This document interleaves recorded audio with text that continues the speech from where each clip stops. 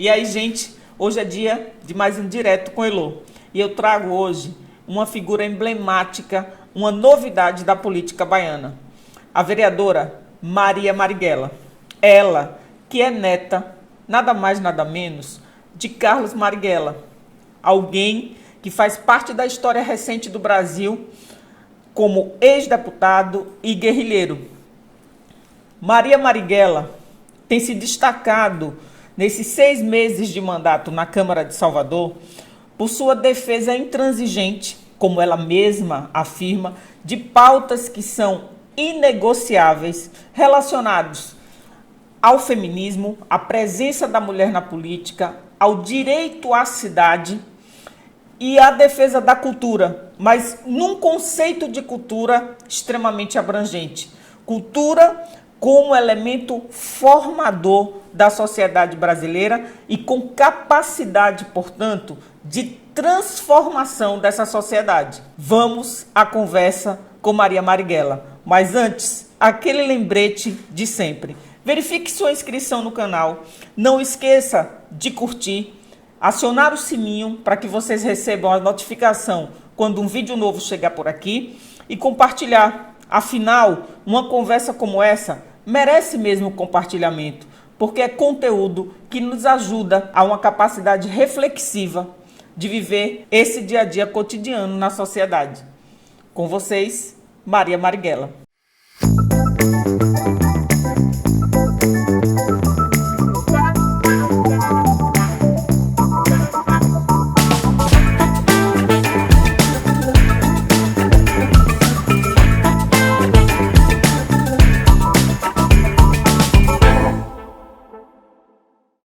Seja muito bem-vinda, Maria Marighella. É uma satisfação muito grande recebê-la aqui no Direto com Elô para conversar um pouco sobre a sua experiência pessoal e sobre a sua atuação política, né? Você que vem aí com essa experiência de começar esse movimento no mandato, né, no mandato parlamentar e que tem se destacado bastante. A gente que está aqui em Aracaju, cidade vizinha a Salvador, a gente recebe os sinais sobre a presença feminina na política e sobre essa presença nova da Maria, que muito embora tenha essas raízes fincadas aí nesse movimento, né, progressista de esquerda, com a figura do nosso marcante Carlos Marighella, digamos que demorou um pouco para adentrar nessa cena política propriamente dita.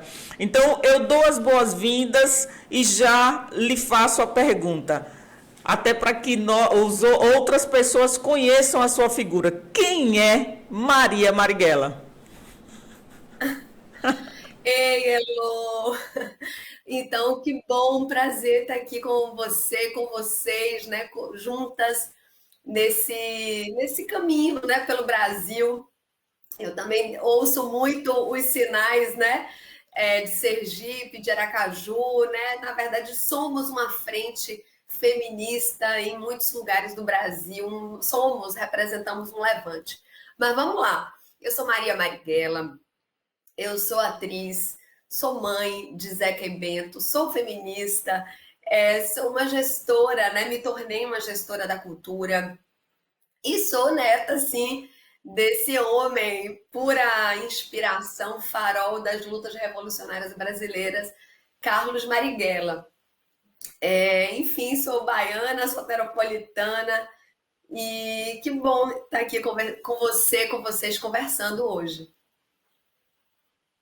A satisfação, como eu já disse, é nossa. E aqui no canal a gente tem tratado muito sobre a necessidade da presença feminina nos espaços do poder. E você traz aí essa experiência recente, mas você tem uma trajetória anterior. E eu queria que você justamente relatasse a sua presença feminina no movimento da cultura, como atriz, e esse novo lugar que você se propôs a ocupar, que é o lugar de ser uma voz dos soteropolitanos na política institucional. Como é essa experiência? Nossa, é um percurso. Vamos lá, vou tentar fazer. Primeiro, que eu acho que é importante que a gente diga sim, precisamos ser uma presença feminina, mas precisamos também assumir a presença feminista. Então, muito entusiasta da presença das mulheres, mas é importante que a gente faça uma flexão feminista na Câmara, né? Nos lugares de poder, nos lugares. É importante que a gente afirme essa bandeira, né? A bandeira feminista. Bom, mas eu vou fazer esse percurso. Primeiro, você me pergunta quem eu sou, e, Elô, não é mole nascer neta de Marighella. Eu tenho contado muito dessa experiência. Então, eu nasci, né, só para dividir um pouco com vocês, eu nasci em 1976. 76, nós estávamos em plena ditadura militar, a despeito dos que querem contar diferente, né, que nós vivíamos já uma experiência de transição gradual e lenta, mas não. Em 1975, meu pai foi preso numa operação chamada Operação Radar. Operação Radar na Bahia foi uma operação comandada pelo brilhante Ustra, em todo o Brasil, que culmina com a prisão do Vladimir Herzog. E aqui na Bahia, essa operação, em 75, no dia 5 de julho de 75, foi responsável pela prisão de 40 militantes do Partido Comunista Brasileiro, entre eles meu pai. Essas prisões, né, foram responsáveis por torturas severas. Essa prisão, essa operação levou comunistas a um centro clandestino de tortura que chama Fazendinha. Então, eu nasço em 76 com esse horizonte. Meu pai preso, minha avó Clara Scharf, uma feminista aí de primeira onda, né? Uma feminista vanguarda de todos os tempos, Clara Scharf, exilada em Cuba, e Marighella assassinado. Marighella assassinado, brutalmente assassinado pelo regime militar em 69. Então, Elo, as minhas primeiras experiências de vida, elas estão absolutamente atravessadas pelos acontecimentos políticos do Brasil. Então, minhas primeiras, imagina, com 3 anos, eu falava anistia. Não, vai ter anistia, né? Minha avó vai voltar do exílio, o meu avô vai ter os restos mortais trasladados. Então, eu tinha 3 anos quando os restos mortais de Marighella foram trasladados de São Paulo para Salvador, e eu ouvi aquelas vozes, Prestes, né? Então, Prestes, Niemeyer. Então, as minhas primeiras trânsitos de vida tem tudo isso, né? Tem todas essas imagens, tem todas essas. E eu estudei numa escola aqui em Salvador, né, que chama Escola Experimental, que foi a primeira escola construtivista da Bahia, que tinha como idealizadora a educadora Amabile Almeida, uma mulher também, uma feminista, casada com o comunista Luiz Contreiras, preso com meu pai. E aquela escola, em 78, ainda na ditadura, foi a escola que pôde me acolher. Então, era um espaço em meio ao caos de acolhimento, de proteção. E nessa escola eu comecei a fazer teatro. Então, eu conto isso porque eu tenho dito em muitas entrevistas, em muitos papos, que foi no teatro, e nessa escola em que eu podia ter os meus próprios problemas. Então, eu dizia, né? Então, assim, na minha vida, na minha casa, todos os problemas eram políticos, todos os problemas eram sociais, e lá no teatro eu podia ter os meus próprios problemas, colocar as minhas angústias, aplicar as minhas subjetividades. Então, o teatro me salvou de tudo, eu digo assim, que o teatro me salvou de muito, o teatro, as artes, essa experiência artística. E eu tive uma longeva experiência na infância, na adolescência, sem interrupção. Então, eu tenho dito, né, em muitos ambientes em que eu tenho sim uma ancestralidade de luta, trago em mim essa ancestralidade de luta, da qual eu não quero me afastar, essa ancestralidade política, de luta, de desejo profundo por justiça social. Então, é um laço com o qual eu não estou desapartada, não me sinto desapartada. Então, as pessoas falam assim, nossa, Maria, você é intransigente, né? Eu falo, não, eu tenho pautas que são inegociáveis. Eu sou fundada numa luta por justiça social. Mas, ao mesmo tempo, foi no teatro e, portanto, nas artes e na cultura que eu criei o meu fundamento, aquilo que é Maria como sujeito, né? Maria, né? Eu sou Marighella, mas também sou Maria. E eu me fundo nessa dimensão da arte, da cultura.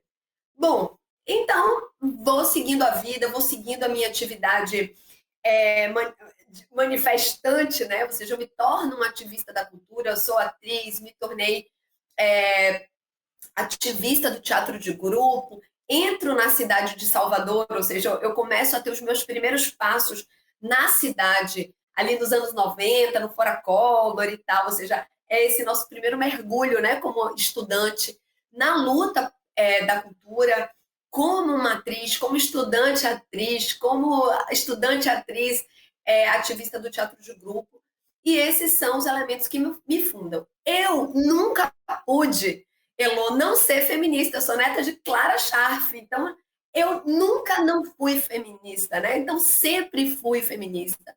Então esses elementos sempre estiveram comigo e esse conjunto de coisas sempre me acompanharam. Mas era a arte que era o meu norte, o meu horizonte.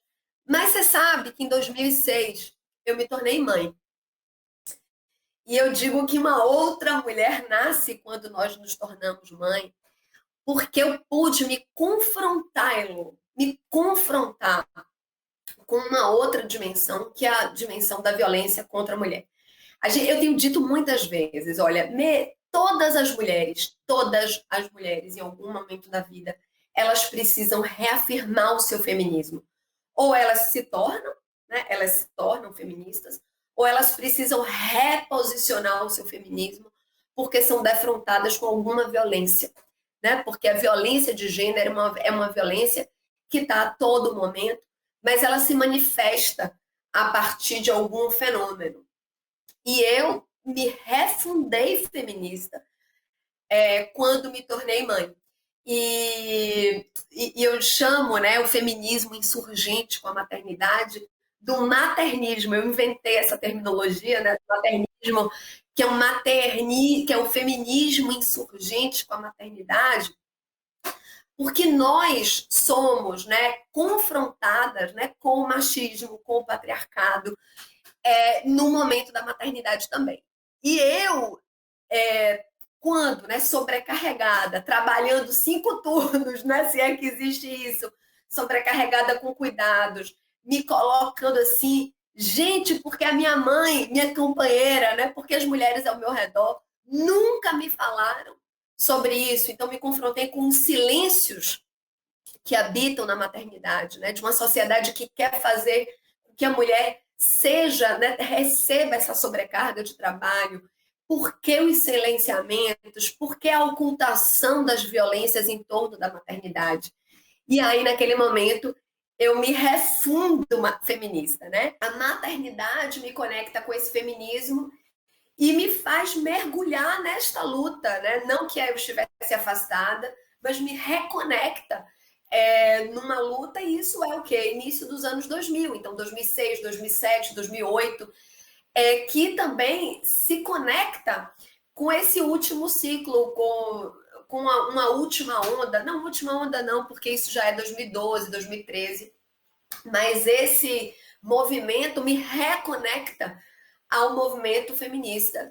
E aí, isso faz um link, né? Isso reconecta com uma nova dimensão de feminismo para mim, no contexto dos feminismos. Bom, nesse frisson, digamos assim, de anos 2000, de uma explosão de insurgências, né? Então, nesse furor aí de insurgências, algo também acontece. Pela primeira vez, eu sou convidada a assumir um cargo na gestão pública. Ou seja, nesse ciclo, né, dos governos progressistas brasileiros, fundados aí no governo do presidente Lula, ali em 2003, aquilo que acontece na cultura a partir da presença do ministro Gilberto Gil, e você é parte disso, parte dessa construção, parte dessa história, parte desse ciclo democrático na cultura. Eu também, pela primeira vez, assumo um cargo na gestão pública em 2012, aqui na Bahia, quando o secretário Albino Rubim, né, se torna secretário da Cultura e me convida a assumir um cargo na gestão como coordenadora de teatro da Fundação Cultural do Estado da Bahia. Mas, então, nesse momento, nesse ano de 2012, como eu estou falando, eu encontro, né, na gestão pública da cultura, faço essa conexão com essas duas tradições, que é a tradição política com a tradição das artes, com esse fundamento arte. E sou muito atravessada por essa experiência, muito atravessada, e vivo ali aquele 2012, 2013, com essa experiência muito, muito radical, mas já, Elô, intuindo, e aí na gestão pública é a primeira vez que eu percebo, né, que alguma coisa na política nós não tínhamos ocupado. Então, eu percebo, por exemplo, a baixa representação na política institucional da cultura. Eu vou ali percebendo a falta radical dos movimentos negros, das mulheres, dos indígenas, nas casas legislativas, por exemplo, porque é na gestão que a gente tem que se confrontar com essas presenças, e aí a gente se confronta essencialmente com as ausências. E aquilo me dá um nó, né? Ou seja, estar gestora, estar formulando política pública, mas entendendo que aqueles e aquelas que estão nos parlamentos, ou como muitos dos nossos campos têm uma dimensão de desorganização. E logo ali em 2012, aquilo me toma como uma impressão. Em 2013, né, naquilo que foram as jornadas de junho, eu que acho que o campo progressista ainda não fez as devidas leituras sobre 2013, que, ao meu sentir e como eu coloco, digamos assim, colocar na vida pública uma espécie de mal-estar sobre o modelo de desenvolvimento. Então, 2013, por exemplo, é um ano, um ciclo político que acho que a gente ainda não debateu de maneira radical. Penso que mais do que fazer autocrítica, entrar no contexto da crítica, acho que a gente precisa debater o que a gente não conquistou em 2013, dá muitas pistas sobre isso. Estar na gestão pública em pleno 2013 foi algo também que me mobilizou demais. E eu lembro de um episódio super, aqui abrindo um parênteses, a deputada Jandira Fegali, naquele 2013, fez um ato no Congresso Nacional, lá na Câmara dos Deputados, devolvendo simbolicamente os mandatos cassados dos comunistas de 48. Como vocês sabem, Marighella foi deputado constituinte em 46, mas teve um mandato cassado em 48. E em 2013, esses mandatos foram restituídos simbolicamente num gesto, né, num projeto que tem a deputada Jandira Fegali como autora. E eu fui receber, em nome da família Marighella, esse mandato simbólico, e eu fui a primeira a ser chamada, porque era por ordem alfabética, né, dos deputados, e Carlos Marighella era o primeiro. E quando eu fui lá no Congresso, ali naquele salão, aquele plenário ali da Câmara, eu tive uma comoção, uma emoção muito profunda, porque vendo aquele Congresso, né, com a cara, assim, essa cara que eu nem sei nominar, né, do inominável, ou seja, de forças que de maneira alguma são populares, que não são as forças nem a diversidade da população brasileira, eu tive uma emoção muito profunda e falei, né, esses homens amaram o Brasil, né, esses homens, aqueles comunistas de 48, amaram o Brasil. E a Manuela Dávila, naquela época, era deputada, e ela me abraçou e falou, Maria, você tem que estar aqui com a gente. E talvez eu não tenha percebido aquilo naquela hora, né, assim, mas eu trago esse abraço da Manu com muito carinho, porque eu estava atravessada muito por essa experiência de não representação, de que as nossas agendas não estavam representadas na vida pública. ainda que a gente estivesse num ciclo democrático, ainda que a gente estivesse num ciclo ascendente de produção de democracia, e essa contradição, né? Apesar de onde estamos nós, né? E Manu me deu esse abraço.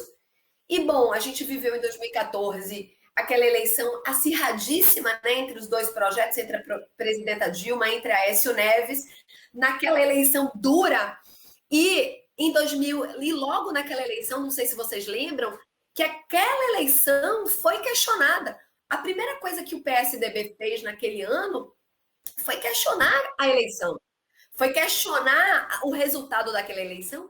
Isso é muito prejudicial à democracia quando as urnas são questionadas, né? Então, eu digo, tenho insistido de que aquele foi o primeiro elemento de abertura para o golpe, né? Quando a própria urna ela é questionada. E aí depois, 2015, foi aquilo que a gente conhece de ataque, de perseguição mesmo com Eduardo Cunha, inclusive presidente da Câmara dos Deputados.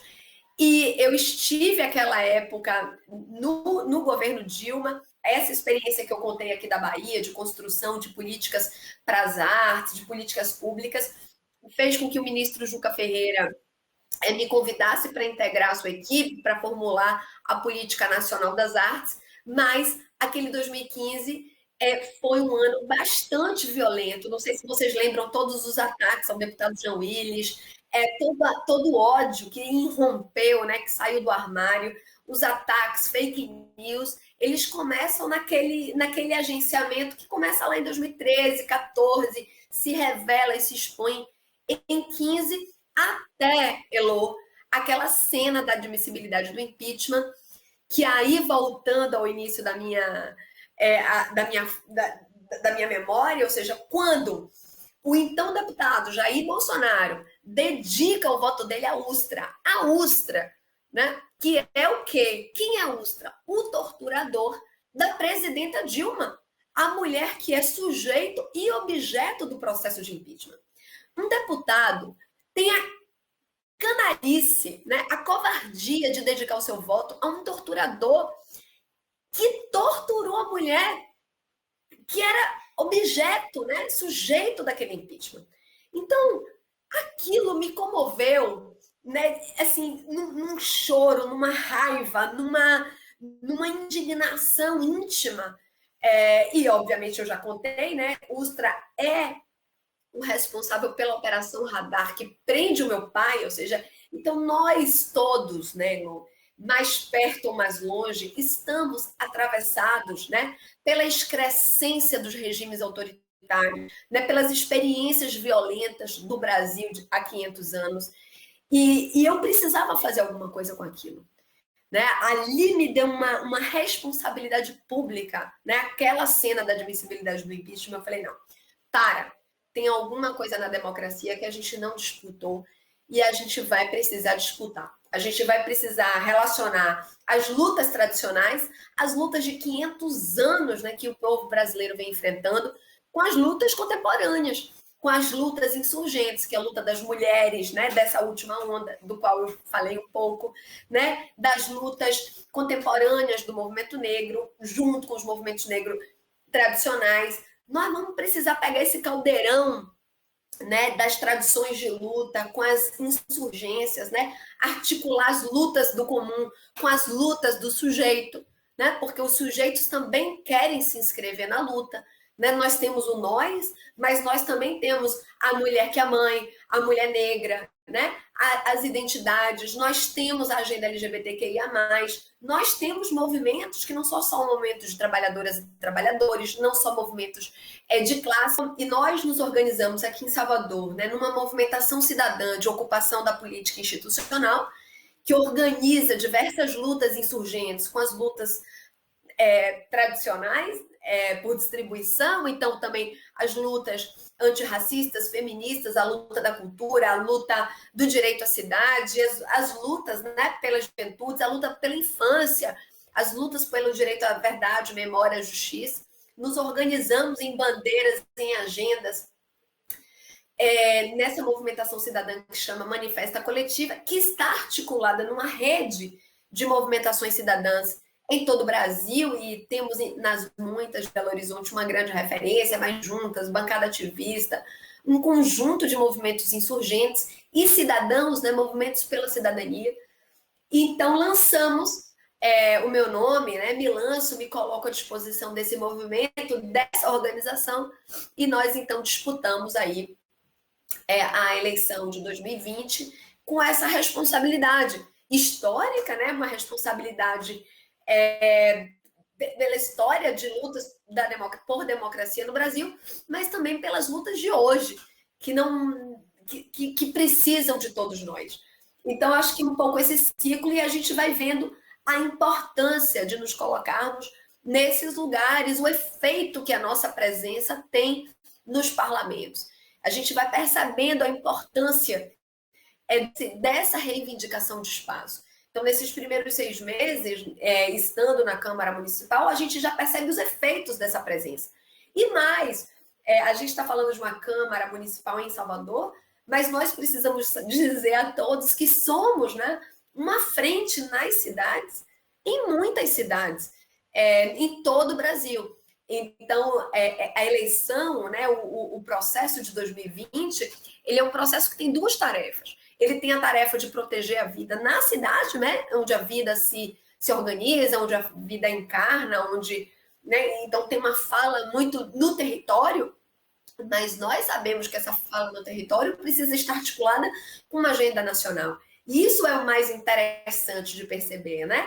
A importância de encarnar a luta no território, falar com a cidade, mas também entender que essa frente, né, de candidaturas, de mandatos, de mandatas, de presença política feminista, antirracista, da cultura, pelo meio ambiente, né? Uma agenda que coloque o meio ambiente no centro, a cultura no centro, aquilo que nós precisamos produzir no centro, está também articulado com uma agenda nacional, e essas coisas estão muito conectadas. Então, por isso o exercício de estar no território, no chão, né, da rua, ao mesmo tempo em que estamos aqui falando que essa é uma agenda comum e que essas agendas articuladas vão representar essa frente de retomada da democracia no Brasil. Maria, esse histórico que você trata, né, essa ponte que você fez entre o seu nascimento e a sua chegada à Câmara de Vereadores, por si só, traz inúmeros elementos que a gente poderia abordar aqui. Mas eu queria, antes de dar sequência, dizer que com essa fala eu entendi porque eu ouvi que Maria é algo novo na política baiana. E eu queria lhe dizer que assim, eu até me emocionei quando você fala do episódio com Jandira Fegali na Câmara, porque eu acho que é de um simbolismo você observar um espaço em que a representação da sociedade deveria refletir a diversidade, a composição étnica, né, política e comportamental, e a gente tem lá algo extremamente quadrado, conservador e com um toque de classe, né, de classe econômica muito marcante.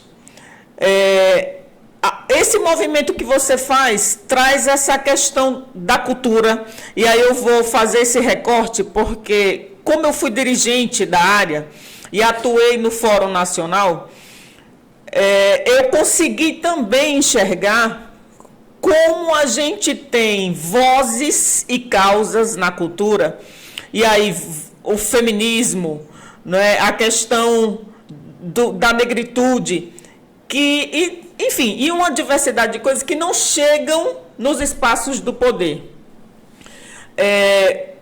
E aí, eu queria que você reforçasse o papel que teve para você como dirigente de política, de cultura, em conseguir abrigar essas causas e essas vozes e materializar isso no mandato que está começando na Câmara.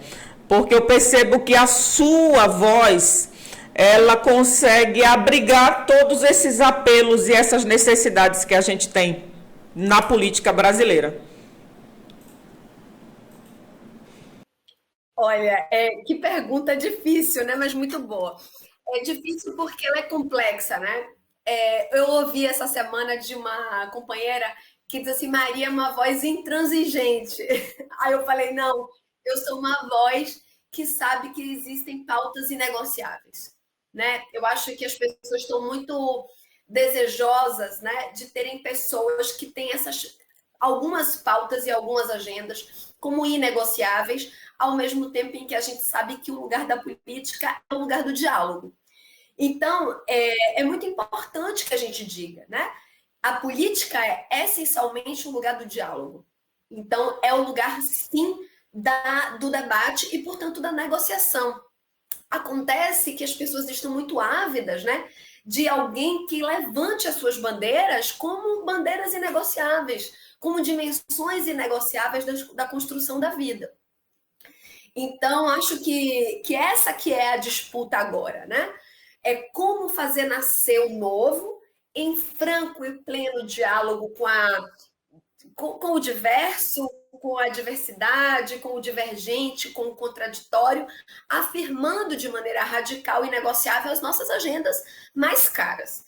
Então, acho que tem isso aí, essa pulsação, que é essa exigência desse tempo. E eu acho que quem conseguir articular isso vai acabar sendo uma espécie de. Vai trazer a transição política para o centro do debate. E eu acho que tem muita gente fazendo isso hoje, e sobretudo as mulheres, porque é quem vem tratando da vida há muito tempo, e as mulheres negras, e as mulheres que sabem, que colocam, né, Elô, a comida na mesa, que sabem o que é cuidar da vida das pessoas, cuidar e proteger a vida. Então, acho que tem isso muito premente, né, no debate hoje, no debate político. Mas você fala da cultura. O que aconteceu, né? Então, eu venho com a força da cultura. É isso mesmo. Eu sou uma pessoa da cultura, eu sou uma mulher da cultura, eu sou uma gestora da cultura. Mas a gente não está falando só de gestão, promoção de políticas públicas para a cultura ou colocar a cultura a serviço do desenvolvimento. A gente está falando, a gente está visibilizando o que é a cultura. E o que é a cultura no Brasil, né? Então, primeiro, vamos lá posicionar. A cultura é essa dimensão comum a todos os seres humanos. É o que nos confere humanidade. Ou seja, é a expressão de humanidade, a expressão do que nós somos. E, portanto, eu trago para o debate da democracia que a cultura é elemento fundamental para a produção democrática. Foi através da cultura que sujeitos, povos, territórios sistematicamente vilipendiados puderam se afirmar. Foi através da cultura que a população negra brasileira pôde se afirmar, né? Então, isso por si só já é uma dimensão muito, muito, muito complexa e precisa estar no centro do debate político. No ano passado, em 2020, em janeiro de 2020, Antônio Pitanga recebeu um prêmio no Festival de Tiradentes, e quando ele recebeu o prêmio, ele disse: de onde eu vim, não tinha nada, mas nesse nada tinha cultura. Então, eu não me canso de repetir Pitanga, nem me canso de ouvir essas palavras de Pitanga, porque acredito radicalmente na cultura como essa dimensão de promoção de democracia. Né? Como eu disse, foi como povos, sujeitos, territórios sistematicamente vilipendiados puderam se afirmar. Então, é sobre isso, é sobre pensar a cultura como essa riqueza comum que precisa ser visibilizada para ser distribuída. Olha o que a gente conseguiu. Então, foi um pouco o que nós fizemos durante o processo de construção de programa, de debate, né? Ou seja, a cultura é um motor para um outro tipo de desenvolvimento ou uma alternativa ao desenvolvimento. Então, a gente não está falando só da cultura estrito sensu, mas estamos falando de uma outra cultura política. Nós estamos falando de cultura atravessada por outras dimensões da vida. Nós estamos falando de cultura e direito à cidade, né? A gente não quer só escola, né? A gente não quer só garantir educação. A gente quer garantia de uma educação emancipadora. Isso tem tudo a ver com cultura. A gente não quer só teatro aberto. A gente quer um teatro aberto que dialogue com cidade, que garanta a segurança pública, porque tem gente na rua, né? E gente na rua faz com que o transporte público fique ativo até tarde da noite. E a gente tem transporte até tarde da noite, a gente tem uma cidade mais segura, que funciona, que protege. Uma cultura que seja emancipadora protege as mulheres, protege a comunidade LGBTQIA+. Então, a gente está falando da cultura como uma mexida, uma guinada em outras dimensões da vida em comum.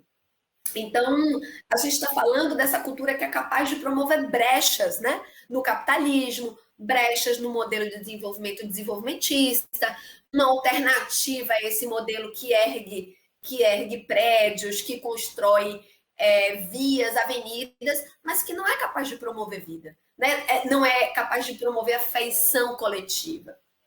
Então, a gente está falando desse motor cultura, dessa mexida, nessa guinada de uma sociedade que precisa se encontrar. Porque o capitalismo, Elô, é essencialmente um promotor, primeiro, de violência e medo. Eu tenho insistido. O capitalismo promove medo para que a gente consuma condomínio. O capitalismo promove medo para que a população consuma escola particular. Ele promove medo para que a gente tenha medo do SUS e queira um plano de saúde. Então, a gente precisa mudar a cultura de convivência, né? Ou seja, nós estamos radicalmente atravessados pela segregação, né? Que é promovida pelo capitalismo, que é promovida pelo patriarcado. Então, há uma sociedade, e agora, que articula, né, todo o imaginário, né, ultra-neoliberal. Ou seja, o imaginário ultra-neoliberal, ele mexe com esse imaginário. Então, para nós fazermos uma sociedade diversa, comum, amorosa, que se encontre, que se afeiçoe, né, que seja afetada, nós vamos precisar mudar na cultura. A cultura da escola, a cultura da cidade, a cultura da sociedade. E aí a gente foi vendo que quando a gente mexe nesse tecido, as outras agendas vêm. Então a gente incorpora, por exemplo, a luta por moradia. A gente agora está alinhado aqui às ocupações. Apresentamos um projeto de lei que indica, né, ou seja, que orienta que não haja, né, durante a pandemia, remoções e despejos forçados. Tivemos agora uma vitória fundamental no STF, que fala, né, que não pode haver remoção, não pode haver despejo durante a pandemia.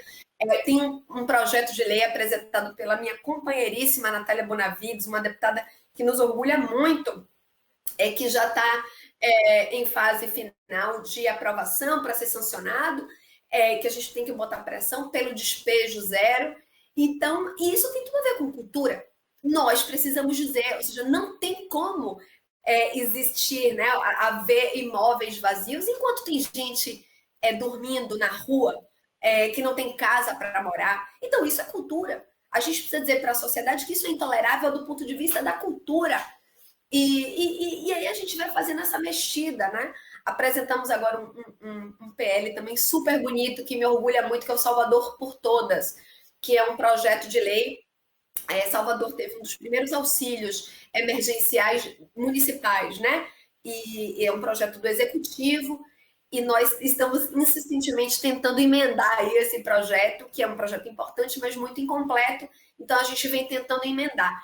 E a gente sempre tentando emendar de que as mulheres chefes de família, né, aquelas mulheres que são chefes de família monoparentais, têm um benefício em dobro. Ou seja, entendendo que a maior parte das famílias hoje no Brasil são chefiadas por mulheres solo, e essas mulheres são negras, e essas mulheres estão em vulnerabilidade. Então, os nossos programas de distribuição de renda, eles precisam ter foco às mulheres, chefes de família monoparentais. Então, nós aqui apresentamos o Salvador por Todas. Isso é uma mexida na cultura, no modo de perceber. Você coloca a mulher mãe solo numa dimensão de direitos que é extremamente emancipadora, né? Então, quando a gente vai falar por exemplo, do combate à violência contra a mulher, a gente tem que falar da dimensão da economia. A gente precisa de uma mulher no Ministério da Economia. A gente precisa de uma mulher organizando as contas do país, porque as mulheres sabem o que é prioridade. Então, é uma mexida quando a gente fala de uma mexida na cultura, a gente está falando dessas dimensões, né? Por isso que eu digo, não basta ser mulher, tem que ser uma mulher feminista que saiba mudar a correlação de forças e a correlação de direitos no Brasil. Então, acho que passa um pouco por aí a nossa presença e a nossa presença entendendo que é uma entre centenas e milhares de presenças no Brasil inteiro. Em todo lugar, né, tem experimentações políticas dessa natureza, né, trazendo essa dimensão de brasilidade.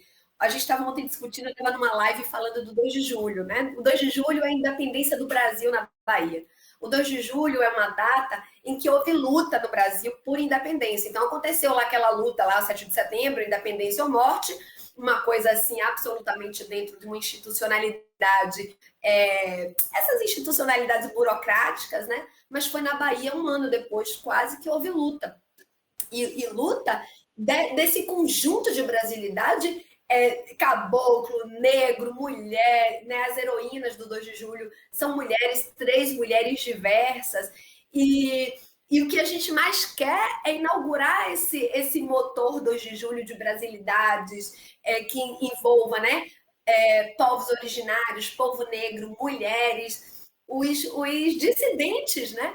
Então a gente precisa realmente tomar o Brasil da força popular. Eu acho que as nossas travessias da cultura estão fazendo emergir essa diversidade, que devem compor o campo do poder popular no Brasil. Olha só, Maria, quando você nos dá essa dimensão da cultura, essa elasticidade que ela tem, essa maneira como você enxerga as engrenagens dela na formação mesmo cotidiana da nossa vida, me ocorreu exatamente a palavra maternismo, que você, digamos, é porta-estandarte dela e que tem uma relação muito grande com a maneira como as mulheres são vistas na sociedade, as mulheres mães e a necessidade que a gente tem de trabalhar o feminismo para além desse recorte de classe e econômica, que às vezes é algo inacessível para mulheres da periferia, por exemplo. Porque você disse no começo da nossa conversa, em algum momento as mulheres elas precisarão se descobrir feministas. Só que é muito difícil a gente tratar dessa maneira de enxergar o mundo com pessoas que têm determinadas demandas e necessidades muito básicas, não é? Relacionadas a direitos que não são conquistas ou que não fazem parte do cotidiano delas. E aí, quando você diz Salvador para todas, me ocorreu o seguinte: opa, é possível levar o feminismo para estratos mais amplos da sociedade. O maternismo é isso? É essa a perspectiva? O maternismo é essa insurgência que diz assim, opa, quem pariu Mateus que balance coisa nenhuma, né? O maternismo é dizer, eu pari Mateus, isso dá um trabalho danado, que a sociedade venha me ajudar a balançar Mateus. Não tem outra... Mateus é nosso, porque Mateus é o futuro, né? Então, esse papo de quem pariu Mateus que balance, coisa nenhuma. A gente não pode fazer corpo com isso. Eu vou dar exemplo. Eu estava caminhando um dia aqui em Salvador, num determinado bairro, e a gente estava falando como é que estava a creche, se tinha vaga, se tinha isso, se tinha aquilo, e elas estavam dizendo não, que não tinha vaga para todas as crianças, que tinha que fazer sorteio. E elas estavam indignadas porque haviam 2 mulheres, uma que trabalhava, olha só como a gente vai incorporando coisas. Então, uma que trabalhava e, portanto, o filho não tinha vaga. E outra que não trabalhava e que o filho tinha vaga. E elas estavam muito indignadas. E eu falei assim, e qual é a indignação? Ah, porque aquela mãe, ela só dorme, etc., não trabalha, blá, blá, blá, um monte de coisa. Eu falei, olha, primeira coisa, vamos lá. Os caras, né, querem que a gente dispute. Primeira coisa, a vaga da creche é para geral. essa pauta é inegociável. Nós, mulheres, não vamos competir com outras mulheres. A criança não pode ter creche porque a mãe ganhou o prêmio de Miss Mãe, né? Então, vamos acabar com isso. Mas, e elas, né? E a galera falou, opa, né? Primeiro, isso é um direito às infâncias. Todas as crianças do Brasil deveriam ser protegidas pelo direito à creche, independente do que são suas mães, independente do que são seus pais, independente de qual seja o contexto da sua família. É dever do Estado proteger. Esse é um direito constitucional. Mas olha como já se cria uma espécie de competição de quem tem direito ao direito que deveria ser universal. Isso é o maternismo, é inverter a lógica de que a mãe é responsável e que ela precisa ser, digamos assim, ganhar o prêmio de maternidade para ter o direito que deveria ser assegurado pelo Estado. Eu acho que a principal coisa do maternismo é falar sim, né, com essa garra, com essa intensidade.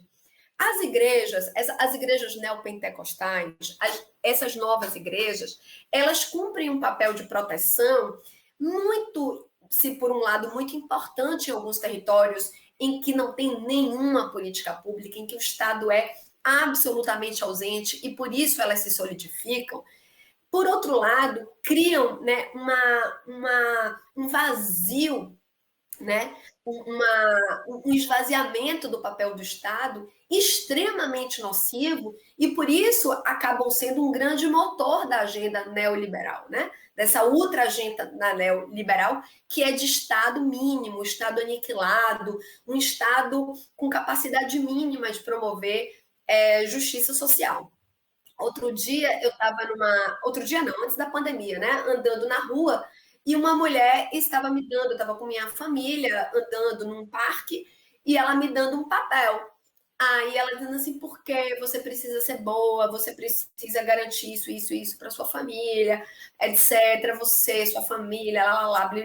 Então, essa agenda da família, super operante, tem como princípio, né, colocar toda a responsabilidade na família, né, e deixar as mulheres, sobretudo, aniquiladas, circunscritas ao papel de mãe, enquanto, né, o capitalismo atua em alta voltagem, destituindo políticas. A gente tem que falar disso, do maternismo no combate à exploração, né? A exploração de mulheres, dizendo que a família não pode ser responsável por aquilo que é papel e dever do Estado. É esse que é o jogo. Hoje, por exemplo, o governo federal tem um ponto de 34 pautas. Né? O presidente Bolsonaro colocou no Congresso Nacional 34 pontos centrais e fundamentais que ele precisa aprovar, tá? Nesse governo dele. Não há nenhum ponto sobre educação, a não ser a aprovação do homeschooling, que é a educação... primeiro que hoje o homeschooling é inconstitucional no Brasil, está inscrito num crime de alienação intelectual, e nós sabemos que qual é o fundo do homeschooling, né? É tirar do Estado a responsabilidade de educar, coloca nas famílias, coloca nas mulheres a responsabilidade de educar, tirando essas mulheres do mercado de trabalho, tirando as mulheres desse lugar de emancipação, tirando do Estado essas responsabilidades, promove, né, a continuidade das desigualdades, ou seja, quem tem, quem não tem nunca mais terá, ou seja, tira do acesso à diversidade, à cultura, à emancipação intelectual. Então, é um projeto extremamente violento, e quando eu falo do maternismo, é nos entendermos iguais, né? É uma luta interseccional de um poder fenomenal que nos coloca numa rota de igualdade em que todas as mulheres são violentadas de maneiras distintas, mas sobrecarregadas com essa tarefa. Então, eu acho que é um pouco isso, é o debate sobre a manutenção do capitalismo e do capital como o grande motor, né, de desejo. A gente precisa inverter as lógicas e o maquinário do desejo. Né? O nosso desejo deve ser de mundo comum, de criar prosperidade comum. Então, eu acho que os feminismos são e os feminismos negros como um motor ainda fundamental, eles desarranjam o poder constituído, criando novas perspectivas, novas utopias, novos imaginários do que pode ser o mundo. Quando você, Maria, fala dessa experiência aí da disputa pela vaga na creche, e já agora no final da sua fala, da questão do feminismo negro, me ocorreu Angela Davis, que fala que quando a mulher negra se movimenta, a sociedade toda se movimenta com ela por ela estar na base da sociedade. Nós estamos no Julho das Pretas, que é, digamos, um acontecimento que joga luz para essa situação da condição da mulher negra, de nós mulheres negras, na sociedade. Como a gente está caminhando já aqui para o final, eu quero que você trate um pouco dessa pauta, porque eu sei que ela está presente dentro do escopo do seu mandato, e nós estamos falando de Salvador, né, do estado da Bahia, que é o estado com maior presença, né, da negritude e, portanto, com a situação da mulher negra, sobretudo na periferia, nos bairros mais populares. Falar sobre isso é uma necessidade, né, na nossa sociedade atual.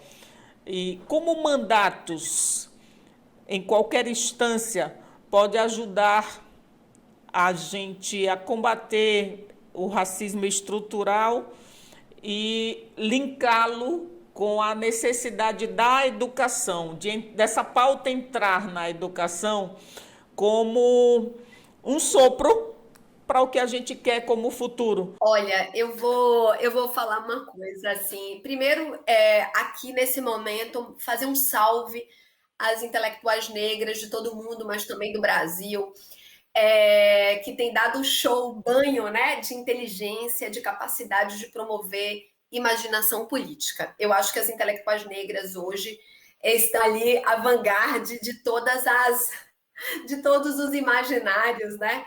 É impressionante. E a gente tem também um conjunto de intelectuais negras, trans, então tem um trânsito muito fértil no Brasil e que a gente precisa, né? Gente, tem gente pensando e vamos nessa, porque os caras estão ficando para trás mesmo. Mas o processo de decolonização, né? O processo de decolonização não é um processo de tira isso e coloca aquilo. O processo de decolonização é um processo de diálogo, né? Em que os cânones tradicionais se articulam com novas imagens, e é muito rico esse processo de decolonização que a gente está vivendo, e eu acho que a gente tem que ouvir, né? Vamos entrar nessa onda, porque tem coisa muito boa sendo construída. Então, eu queria fazer primeiro esse salve, essa saudação e essa abertura. Eu falei, olha, tem muita coisa nesse Brasil marcha ré, nesse Brasil né, que quer nos chamar a um mundo morto-vivo. Tem muita vida, inteligência sendo produzida, e é importante que tenhamos ouvidos, olhos de ver e nos inspirarmos. Acho que tem isso. Bom, eu acho que a gente está num nó, uma encruzilhada, né? Assim, uma cruzada da história, que é preciso parar de si, talvez, quem sabe, amanhã. Eu acho que a história não espera. E nós precisamos tomar partido e posição na vida pública, né? Estar na política, essencialmente, é tomar partido hoje, é conseguir agir no hoje. E acho que a agenda, né, a agenda antirracista, essa agenda que nos chama a todos, elas precisam de posição hoje. Nós não podemos adiar o processo de reparação histórica sobre a questão racial. Em Salvador, né, você trouxe Salvador, uma das coisas mais chocantes para mim foi na mensagem do prefeito Bruno Reis. Quando nós tomamos posse, né, no 1º de janeiro, o prefeito vai lá ler a sua mensagem ao povo. E aterrorizante a ausência, né, a ausência do passado de escravidão que Salvador vivenciou. E eu tentei procurar ali, né, eu tentei, e a gente fala muito de futuro, de inteligência, startups, tecnologias e etc. E tudo, né? Tem coisas que são interessantes, mas eu acho que a gente precisa dar as respostas fazendo as perguntas corretas.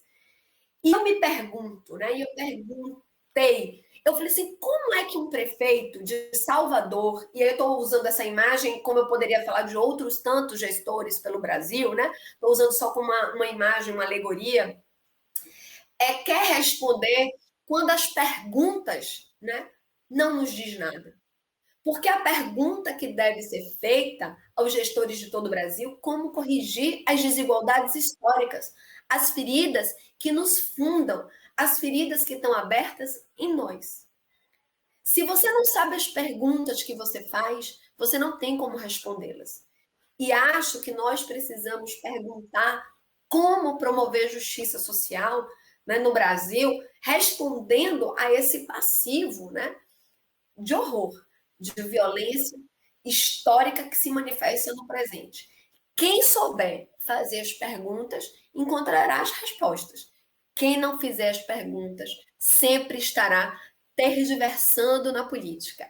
E nós queremos ser do bonde que faz as perguntas sobre equidade social, justiça social, tendo, né, as questões sobre o racismo, as questões sobre o patriarcado, as questões sobre a misoginia, né, sobre o machismo, sobre a homofobia no centro do nosso debate. Porque nós precisamos construir uma manhã para todas as pessoas. E para que seja de todas as pessoas, nós precisamos saber quem é que fundou esse Brasil e que hoje não está representado na política, no poder e nos direitos no Estado comum.